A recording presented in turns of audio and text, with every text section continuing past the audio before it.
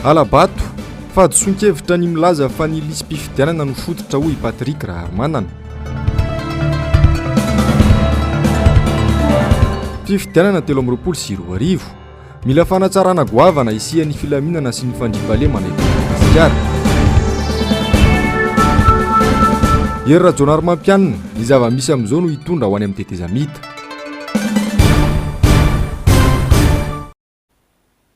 Anterina indray ny araba tompoko lasy sy tompoko vavy tonga soa ianao atao anatin'ny fotoana ny fampahalalam-baovao ny fahitalavitra MBS.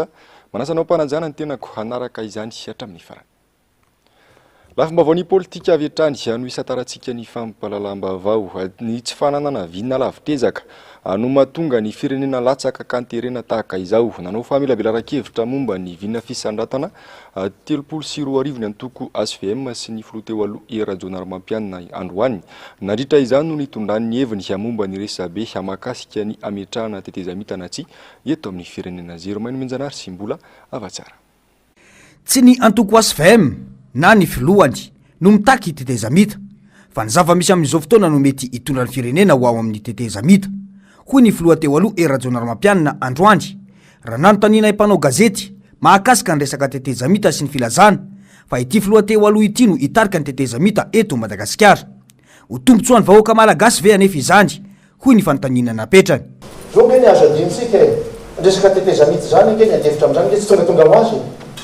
Misy antony ao zany tontolo ara-politika sy ny tontolo ara-toekarena, ara-sosialy zay mahatonga ny olona ametraka an'izany ho anisan'ny zay mety ho vahaolana gambany ao anatin'ilay izy. Fa zany ny Rajaonarymampianina manontany an'ilay izy. Zao dia androany Rajaonarymampianina nanao an'ity resaka fisandratana ity. Foto-kevitra rehetra ny teneniko teo, vohisitsika teo, nazavantsika teo. Manatetezamita ve zany? Manatetezamita ve zany? Dina fotsiny naovana izy teo izay. Tsy fananana vina lavitrezaka no mahatonga ny firenena ho ao anatin'ny krizy tahaka izao. Vonjy-tavanandro no atao eto amin'ny firenena ankehitriny izay mitondra ho any amin'ny endrika krizy maro samihafa. Hoe tsy ampy mihitsy lay vina entina ampandrosoana maharitra ny firenena. Tsy pihako mihitsy ny le hoe maharitra sur le long terme. Fa itsika asa azo ekeny le hoe noho ny fahantrana ve, noho ny fahasahiranana ve, dia tsy mieritreritra fa tsy ny anio ihany, fa tsy mieritreritra ny ampitso, tsy mieritreritra ny amin'ny herintaona, tsy mieritreritra ny amin'ny taona maro samihafa zay ho avy. Zany no tena olana eto amin'ity firenena ity. No irairay ny fitondrana ankehitriny ny fahatapahan-jiro tamin'ny fotoana izay nitondrany ASVM ankehitriny dia milaza indray ny fitondrana fa mbola ny fitondrana ASVM no isan'ny namotika ity orinasa ity. Jereo tamin'izany fotoana zany nanana problème na délestage ve tsika 2018, 2017, 2017 tovy amin'ny zavatra misy amin'izao fotoana izao dia nao kamaly azy. Manao ahoana ny koa amin'ny facture ny JIRAMA zay alohanao sy alohanareo isam-bolana amin'ireo fitaovana ampiasainareo reo. Nefa efa misy délestage azy zany. Maninona miakatra. Nisy ny famelabelarana ilay vina fisandratana izay nataony filoha teo aloha ity. Vina lavitrezaka no ifarany antoko ASVM fa tsy vina fotoana fohy toy ny hoe tetezamita akory. Eo amin'izay lafim-baovao ny politika izay hatrany izay nitondra famakafakana mikasika ny raharaham-pirenena misy amin'izao fotoana izao. Ny mpanao politika Patrick Raharmanana atao amin'ny fahitalavitra rahavavy iray anisan'ny noresainy mikasika ny trangana Alabato ary ny resaka tetezamita. Jessica Miray sy Mathieu Prince no mitondra ny Tsipry an'izay. Efa bolana sisa ny fiam-pitompiasan'ny filohampirenena amin'ny perinasa raha ho kandida ho filohampirenena indray ny tenany amin'ny fifidianana 2024 ity. Izay raha teo no takiany lalàna dia ny fametrahampialany 80 andro alohan'ny fifidianana. Mandeha nefa ndresaka amin'izao fa misy fikasana anon tetezamita fa tsy roso amin'ny fifidianana. Fandikana lalam-pandrenana izany hoy ny filohan'ny antoko politika vitantsika io. Fa iverenako tsara zany hoe raha anao lalam-pandrenana ianao, andika lalam-pandrenana ianao, raha anao tetezamita. Na ho d'accord na tsy ho d'accord ny filoha sy ny miaraka aminy, na ho d'accord na tsy d'accord ny atao amin'ny FFKM, na ho d'accord na tsy d'accord ny communauté internationale sy ny opposition, fa ny fidirana amin'ny tetezamita dia tsy fanarahan-dalàna. nitondra famakafakana mikasika ny mety hotrangana alabato ihany koa Patrick Rarmanana tsy nilisitry ny mpifidy ihany no ahafahana manao izany. Fadiso-kevitra ny milaza fa ny lisym-pifidianana ny tena fototra ny alabato. Anisany izy raha statistika tamin'izany nataonko hoe tamin'izany teo amin'ny 910 ny alabato ihany raha ohatra raisitsika zany 100 ny alabato dia ny 910 ihany no makasika an'ilay lisitra mpifidy. Fa ina ohatra ny tena vokatreo dia ny fampiasam-bola tsy voafetra ny candidat sy ny antoko politika. Efa voafaritra ny lalàna ny fampiasam-bola amin'ny fifidianana tsy misy afa-tsy ny fampiarana ny lalàna ihany araka izany no vahaolana voalohany. Aza no izy hoe tsy maintsy miainga foana any amin'ny fampiarana ny lalàna. Efa misy ange ny lalàna na Madagasikara. Voafetra ny fampiasam-bola fampidiram-bola avy any ivelany. Tsy azo atao zany. Raha ohatra ka raisitsika fotsiny tantara 180 millions de dollars hatreto 10 taona zay ny tena zay tsy mbola nisy na lisoa mihitsy teto no nampiasainy Andry Rajoelina tamin'ny 2018. Akoatra andraraham-pifidianana nitondra famakafakana mikasika andraraham-pirenena amin'izao ihany koa Patrick Rarmanana. Isan'izany ny fikasany fanjakana ampiditra miaramila 4,000 hiasa mandritra ny 2 taona. Iteraka zava-doza hoy ny fanamafisany. Misy 4,000 ny maramila rekrutena tapaka tamin'ny conseil filan-kevitra ministra farany teo omena karama varimasaka. Tsy omena karama ireo olona ireo fa omena solon-tsakafo izy dia omena toerana andriny. Karama varimasaka zany. Izy ny teny aminao fa reo 4,000 izay ampitanana basy ireo. Contrat 2 ans io. Izy ny teny aminao fa raha omena vola kely ireo tsy vadika Soudan vetsika. Mivelako sary roa koa satria efa nisy ihany koa ny tampiasany zanadambo hoe. Nisy ny zanadambo. Zany hoe gasy amin'ny gasy. Za tsy maniry loza ozy za tsy maniry loza. Fa jerevo tsara ny adiny zaza fotsy. Any manerinerina. Resaka tokony vitany lamima dia lasa faty olona. Nanamafy kosa ny avy eo anivon'ny CENI fa tsy miova ary tsy maintsy ho tanterahina amin'ny taona 2023 ity ny fifidianana filoham-pirenena. Fa maiky ny olom-pirenena fa tsy mirindra ny asan'ny CENI tamin'ny fanavaozana manontolo ny lisym-pifidianana mitaky fanatsarana sy fanovana izany iantohana fifidianana madio sy mangarahara ho ny fanazavana. Ando Miaratiana sy Andry Rakotomalala. Tsy mandeha araka ny tokony ho izy manjavozavo amin'ny olom-pirenena ny makasika ny fomba fiasan'ny CENI amin'ny fanavaozana manontolo ny lisym-pifidianana amin'izao fotoana izao. Miaikatra amin'ny olom-pirenena fa misy tsy mirindra ny asa ka mila fanamboarana. Fifidianana madio, lavitry ny alabato ary keny rehetra no tanjony. Piasa fokotany efa mandalo hoe isaky ny tanàna teto varavarana ny anay dia efa vita ny sekteur misy anay ao no testa teo dia efa vao marina ny anaranay. Mba ahavitana anatotosa tsara n'le fifidianana amin'ity taona ty. Moa mba hitako hoe mba olona tsy very zoe ianao fa ao anatin'ny listy ny mpifidy. Fa misy ihany ny banka raha hitako teto aminay zao teto fitany teto zao tsinana voalohany misy ihany ny banka. Misy olona zany jerena atao ny le rangahy ao anatiny, zanany ao anatiny, vadiny tsy ao anatiny. Dia fa ao ianao madama tsy ao anatiny. Ozy, zany hoe magaka ozy efa 20 taona ozy any nialako tany Antsoy. Nefany za tsy ao. Any Antsoy no any Antsoy ny anarako.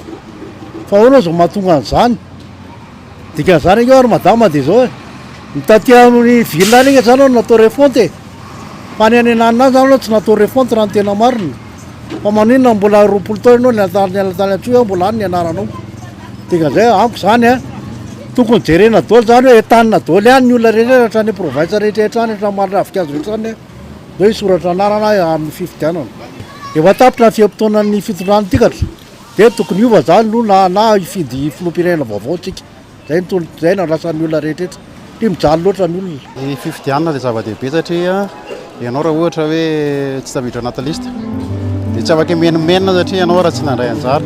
tsy nanana safidy ianao fa leo a misoratra anarana dia manao ny adidy amin'ny firenena miaraka manara-maso fa samy tompona ndraikitra zany. Ifarana ny raika amin'ny telopolo Mey izao ny fisoratana anarana anaty listim-pifidianana.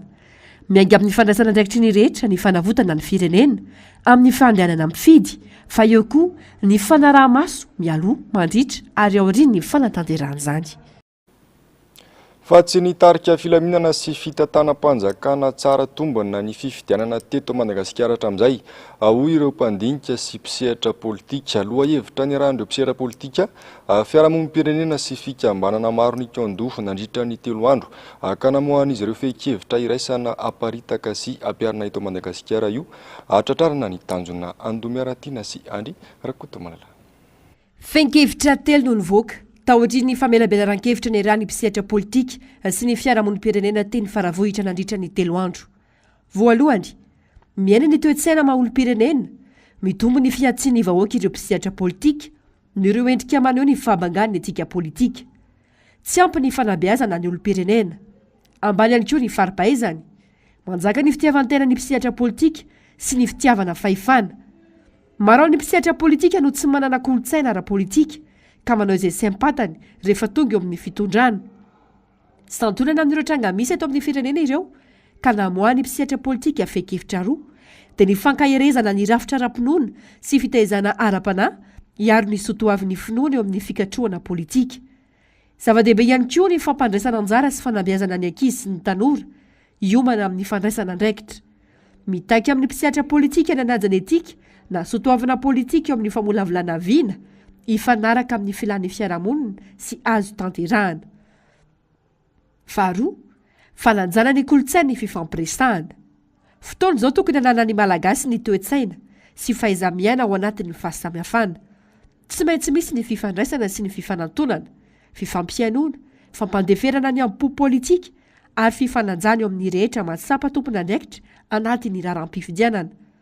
Mila mafisina ny lalàna sy ny rafitra manome antoka ny mangarara sy ankatoavin'ny rehetra. Fahatelo, makasika ny fananjana zo. Manararoatra ny tsy fahaizana sy ny tsy fahafantarany vahoaka ny lalàna ny mpisehatra politika. Manampitrotraka ny fanaovana lalàna, tsy mitandro ny kolontsaina sy ny fomba amam-panao. Manoloan'izany, mba hisiany filaminana maritra, zava-dehibe ny fananana lalàna ara-draviny sy ny fananjana azy. Tsy tokony hisy ary atsahatra ny fifanitsahana andraikitra eo amin'ny fahefana mpanatanteraka, mpanao lalàna sy mpitsara. Tsy maintsy apetraka tsy misy atakandro ny fanjakana tan-dalàna, manaraka ny rariny sy hitsiny. No mafisina izy ireo, fa tokony miainga avy any fotony ny tolo-dalàna ahafahana malomevahana ny olona marefo sy ny vehivavy. Tsy hijanona hatreo, fa aparitaka ary ampiariny amin'ny sehatra asa maro ireo fehi-kevitra ireo. Dia ahihina foana no mety sy ny savovoro sy ny korotana. Dia mba hialana amin'izay indrindraindrindra zany no antony nandraisanay an'le fanapahan-kevitra hoe ndao ho resahana izay loha hevitra izay hoe mba hisiny ny fifidianana lavitry ny etraketraka ao anaty fandriampahalemana sy ny filaminana ny amin'ity taona ity. Ireo olona ireo nandray anjara ireo no handeha hanaparitaka ny fehi-kevitra io, ampiasan'izany mety amin'ny alalan'ny ahitaky, mety amin'ny alalan'ny fiofanana, mety amin'ny alalan'ny fampiofanana ary mety ihany koa amin'ny alalan'ny fanentanana isanisany amin'ny sehatra iseharan'izy ireo tsirairay avy. Zany hoe ilo fehi-kevitra ireo zany tsy tazominay ho anay manokana fa ezahana aparitaka araka izay tratra ho an'ny tompona andraikitra isanisany, ho an'ny rehetra izay mahatsapa fa hoe ilaina izany tontolo fifidianana lavitra ny etraketraka sy ny mba hisiany fandriampahalemana izay.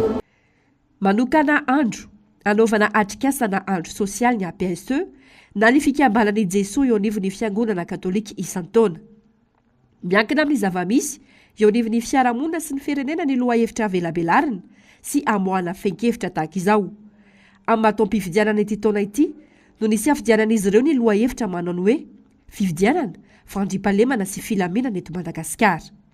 Nandritra ny 3 andro nanomboka ny alakamisy teo no nanatanteran'izany miaraka tamin'ireo mpiantsehatra politika, fiarahamonim-pirenena sy fikambanana maro tetsy sy faravohitra ka nofarana n'androany izany tamin'ny famoahan'ireo fehi-kevitra ireo.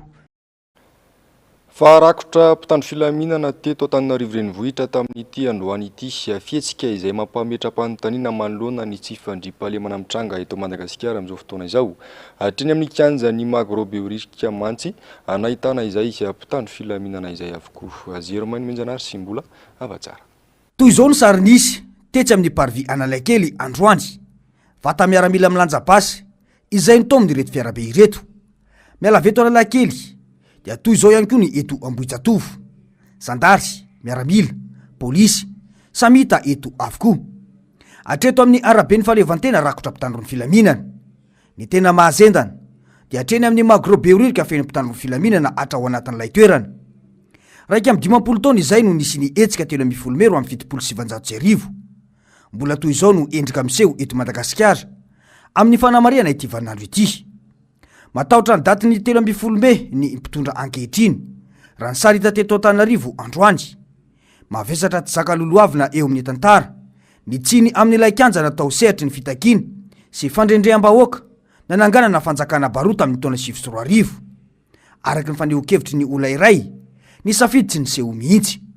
Ankoatra izay dia misy fambara ho amin'ireo manantsaina ny 13 Mey. Fitondrana vive la France tsy mahatanty mpifaninana politika amin'ny olon'olona, mikatrano antrano manapepo, samy mpitondra mifandrafy, tapidalaka lehan'ny mpianatra hatrany amin'ny université, namoy fo ny zatovo oriasa na ny zoam. Ny fanjakana mambanona, lasa mpangaro-pôsy sy mitaketra isan-da, ny kominy ambanivohitra hatrany atsimo, asa famoretana no nataony Zandary. Ny radio sy ny filazam-baovao tratry ny sivana, samborona izay rehetra mihetsika fa hoe fikomina sy fanongana mpanjakana izay mitovy endrika amin'ny zavamisy amin'izao fotoana io. Fidianana petatoko namboarina tamin'ny fanaovany azy no fitazomana aina hitany ekipa nitondra tamin'izany. Mbola tsy teraka izay olona andimby anao president sy 100 mahery no nolazaina nandaniny president tamin'ny Desambra 1770. Nofafainy 13 Mey 1770 tahaka ny tsy nisy izany rehetra izany. Tsy mifanalavitra amin'ireo ny zavamisy ankehitriny. Samy mahatsapa teo ny rehetra. Fa tsy sarotra ny mety isi ny fipoahana manoloana ny fasahirana bahoaka. Fa raha ireto mpitandro filaminana ireto kosa aloha angamba no naparitraka hatrany Analakely trano, tsy ho sa isay masoandro intsony ireo mpanao ratsy ary tsy hikika amin'izay tsy fandriam-pahaleman'izany intsony ny malagasy, saingy tsy lara-pahamehany mpitondra ankehitriny izany. Raha ampitahainy amin'ny fiambenana ny kianjany 13 Mey sy ny Magrobeorika androany io.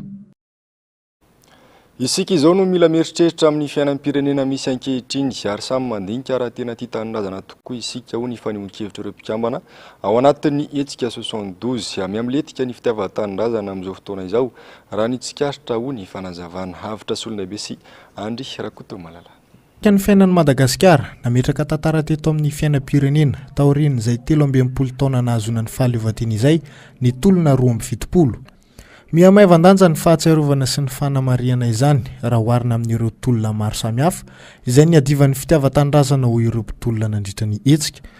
Nitaka ny fanovana goavana tamin'ny sehatra maro ny tolona 270 ka tsy tokony hokosehana anatin'ny bokin'ny tantara. Azay ny mahatonga antsika tsy ho afaka mihitsy. Ty voataiza sy voakolokolo ny vazaha sy zao bolokom-bazahantsika. Ka zany ny tenenana amin'ny taranaka amin'izao fotoana izao. Anjarana zao ny mihetsika. Raha misy zavatra tsy mety tsapana zao eto amin'ny firenena. Raisy ny andraikitra zao tanoza sy mpianatra zany nataonay tamin'ny 60. Ana zao. No mafisiny ny tolona tamin'izany ny fotoana tokony amiatrahana mahalalaka ny fiandrianam-pirenena amin'ny seha-panjakana rehetra. Taona izay dia tsy tapaka mametraka voninkazo teto mampatsiahy ny zavatra nitranga tamin'ny 62 ary mametraka ho an'ny taranaka taoriana hoe tsy mbola tratra ny tanjona ny tadiavina tamin'izany tolona natao tamin'ny 62 zany. Ny tanjona tamin'izany zavatra nangatahana misy 5. Voalohany, fiandrianam-pirenena, fanakasiana fampianarana, famahona, fitondraram-pahefana. Tsisy mbola tanteraka. Ny atsika tsirairay zao andinindreo dia betsaka ny tsy tanteraka. Toy ny fanao isan-taona dia tonga nametraka fehezam-boninkazo teo ny lohan'ny lapan'ny tanàn'Antananarivo, kianja nitondran'ireo mpianatra maro ny tolona ny etsika 270 ny atoandro teo. Fomba fanao isan-taona rehefa 13 Mey.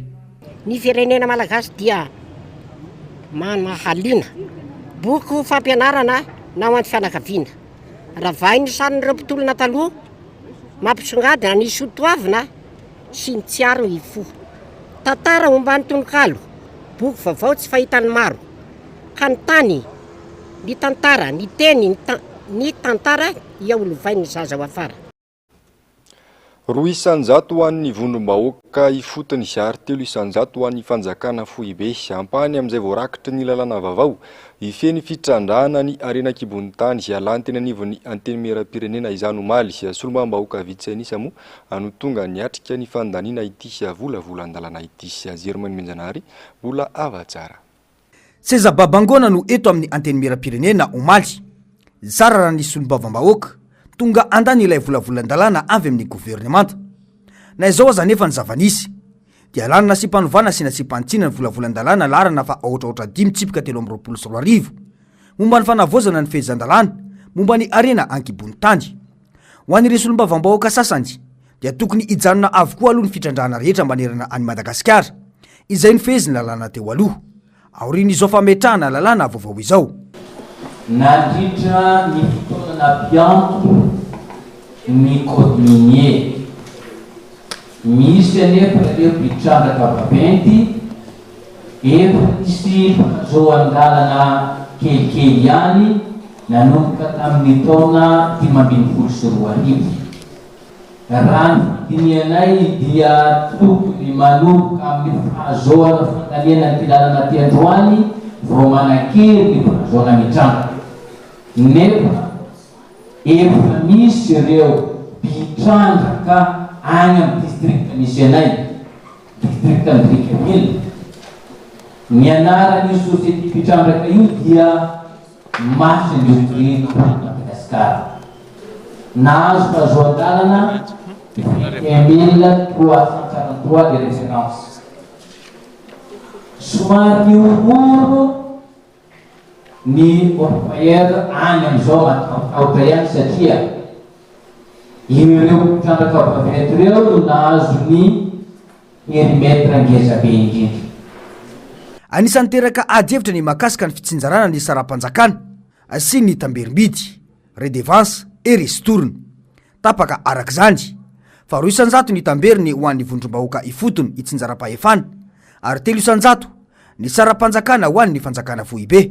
Raha ireny salanisa ireny no jerentsika zany ao anatiny ao dia mbola betsaka ny adihevitra izay tokony sokafana makasika n'ilay fitsinjaram-pahefana eto Madagasikara satria ina ny antony raha ny baiko midina ny satria zay tokoa ny zavatra misy groupe parlementaire majoritaire ny RD no anisany nampandany an'ilay izy ao anatin'ilay fa indrindra ilay andininy miriteny manokana ny fizarana n'ilay ristourne sy le redevance minière ao amin'ny lalàna zany hoe zany tsy mipetraka ilay fanomezana lanja an'ilay fitsinjaram-pahefana satria mbola mipetraka foana ilay hoe omena ny fanjakana Foibe foana hatrany ilay fahefana na arabola indrindrindra afana mampandrosa Madagasikara zany hoe zany tsy mitovy mihitsy ilay zavatra resahany mpitondra sy ny zavatra tanterahiny. Tsara hatrany manamarika fa misy lohateny 400 ary andininy 370 ity volavolan-dalàna ity ka andininy 170 tamin'ireo no novaina sy nohitsiny ireo solombam-bahoaka nandritrany asambomera sy ny fivoriam-be.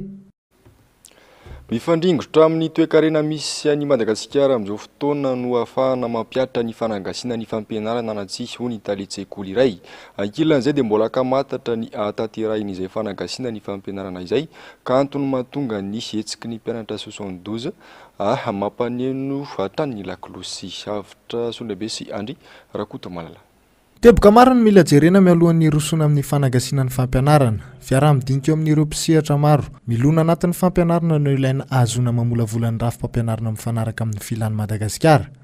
Singa lehibe tsy afa-misaraka amin'izany ny toe-karena sy ny fifandraisana amin'ny any ivelany. Fa mbola tokony hisy étude be io hoe ahoana no afahana tonga amin'izay zavatra izay hoe raha agasiana ny fampianarana amin'ny lafiny iray mety misy ny lafiny mahatsara anazy. Hitako hoe mety hiety ihany. Raha tena hoe irona amin'izay itsika fa tsy fihetezan'izay dia efa niditsika atao amin'ny fanjanahantany moa zany dia ny teny frantsay moa zany no teny nampiasaina tamin'ny fampianarana dia efa nirona tamin'izay daholo ny sekoly rehetrarehetra sarotsarotro an'izay tsy haiko hoe any amin'ny taona firy ihany zay vao mety tafavoakotsika amin'izay zavatra zay tokony mijery koa ny toerantsika kanefa ntsika tany andalam-pandrosoana pays sous-développé dia raha ohatsika iserasera amin'ny avany ivelany jerena koa zany ny resaka ekônomika sy ny rehetrarehetra hoe ahoana tafapita ve ny zay zavatra zay hoe tsika hijanona amin'ny teny ny puirana mihitsy teny gasy mihitsy zany ahoana ny fifandraisana eo ihany hoe mety hoe afaka mifandray ihany fa ny avany ivelany mety tsy hiconsidere atsika mety tsy hijery atsika mihitsy ny amin'izay zavatra zay satria tsika mbola sokajiny zareo anatiny hoe pays sous-développé zany dia tena ambany zareo. Mpianatra maro, mpampianatra sokajin'olona maro samihafa no nahafoiny ainy nandritra ny fidinana an-dalambe tetsy Analakely ny 2,700 tao fianaratsono ny antombon'ny fitifirana ireo mpianatra ny toy tamin'ny fikomina sy ny fidinana an-dalambe ny andany ambavy ireo voasambotra arisan'izany maître Olalana Willy Razafinjatovo nalefa avy hatrany tany Nosilava izy ireo 13 Mey taona 2,700 13 Mey taona 2022 tsy namokatra ny tolona natao miapotika hatrany ny sehatra ny fampianarana sy ny fanabeazana izay nanosika ireo tanora malagasy mpianatra hitaka ny fanavaozana tamin'izany.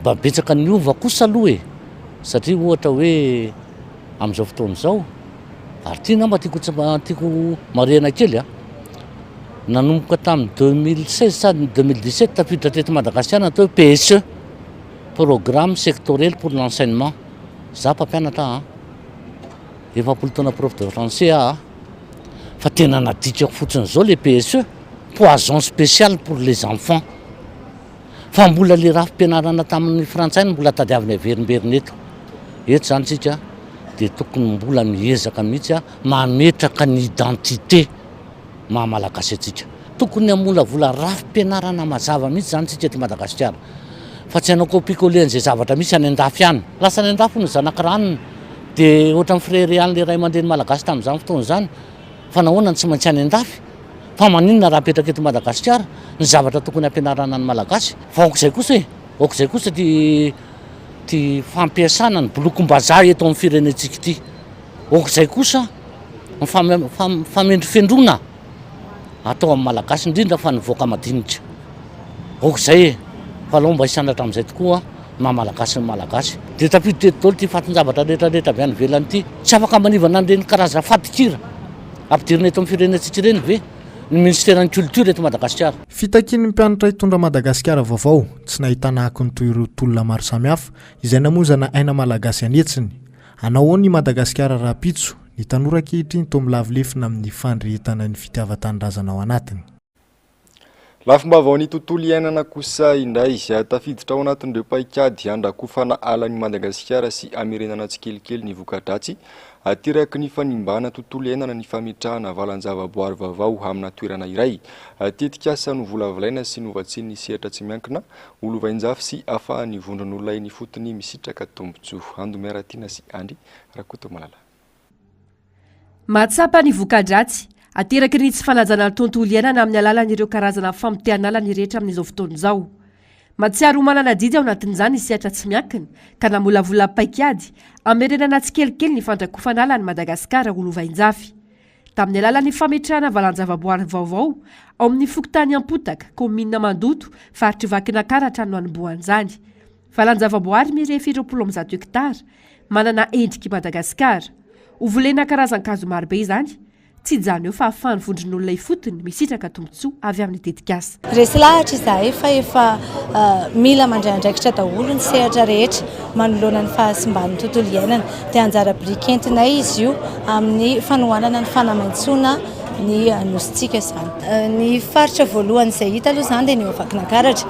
Marihana fa ny tany izay volena dia ilay tany mitondra ny satana tobinala domaine forestier national dia ny DFN hita voalohany izany dia ny amin'ny faritra Vakinankaratra dia amin'izao tsika efa anatin'ny fitadiavana fandinihana izay DFN manaraka ametrahana ny valan-javaboary. Efa misy faritra maromaro any efa andalam-piresahana fa rehefa tena voaraikitra sy definitif ilay izy dia ampahafantarina antsika miandalana iny. Nampahafantarina tamin'ny fomba ofisialy androany ity tetikasa Madagasikara antsika ity.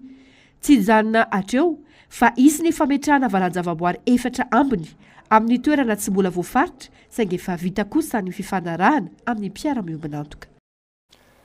Maresaka iraisan'ny pirenena ho tanteraina rapitso ny fifidianana filoham-pirenena any Turkia any antso ny pomba azy Erdogan androany anoana azy raha ampitso hanao ahoana ny fifidianana mbola olany ho filoham-pirenena indray ve Erdogan rehefa nitondra ny Turkia nandritra ny 20 taona. Jessica Miresi, Mathieu Prince.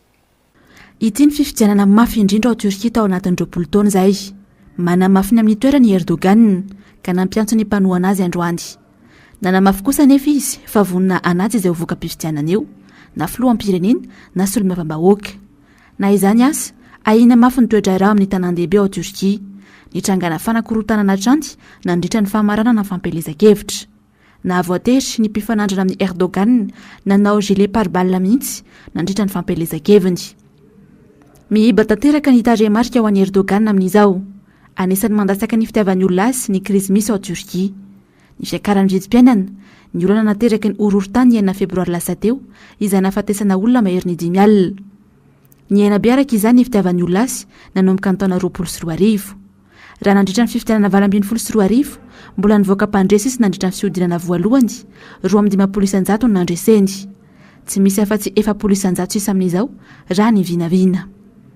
Anisan'ny mpifaninana amin'ny fifidianana fiodinana voalohany rampitso ny avy amin'ny mpanohitra Kemal Kılıçdaroğlu. Tapitrary ny fampalalam-baovao tompoko lahy sy tompoko vavy ankasitrahana fiainana nanaraka izany hatramin'ny farany. Toy ny mazatra dia ny fandaharana ao namarina sy ny Global News no arainao avy hatrany aorian'izao fampalalam-baovao izao. Black Adams io kosa no lohatenin'ny horonan-tsary indray miseho atolotry ny MBS ao amin'ity androany ity. Ny tenako mametraka ny mandrapitafa tompoko lahy sy tompoko vavy.